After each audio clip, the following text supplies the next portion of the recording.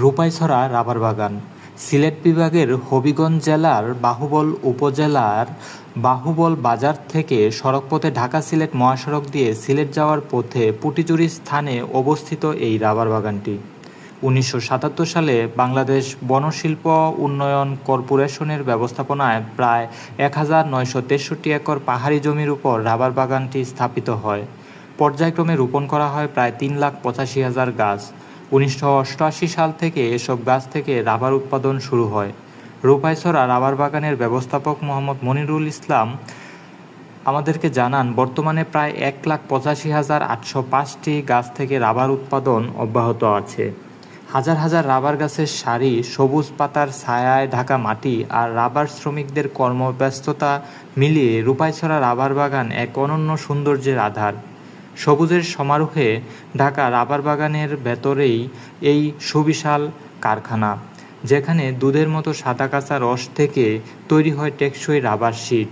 এই রূপান্তরের গল্পটা বেশ মজার, প্রকৃতি ও মানুষের কর্মযুগের এক অনন্য মিশেল। সেই ভোর থেকেই শুরু হয় রাবার শ্রমিকদের কর্মব্যস্ত দিন।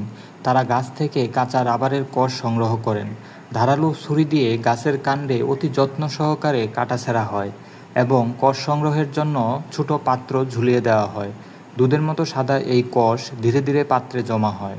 সংগ্রহীত কাঁচা রাবার গাছের রস তারপর বড় বড় হাউজে জমা করা হয়।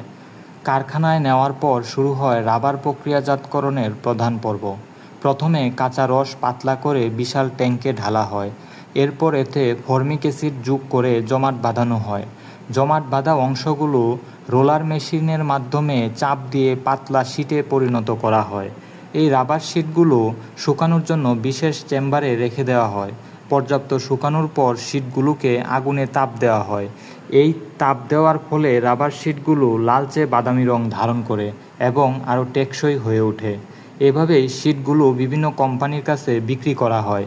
এই শিটগুলো থেকে আমাদের দৈনন্দিন জীবনে ব্যবহৃত রাবারের বিভিন্ন জিনিসপত্র তৈরি করা হয়, যেমন রাবারের তৈরি টিউব, ইরেজার, টায়ার সহ ৪০০ রকমের পণ্য তৈরি হয় এই রাবার থেকে।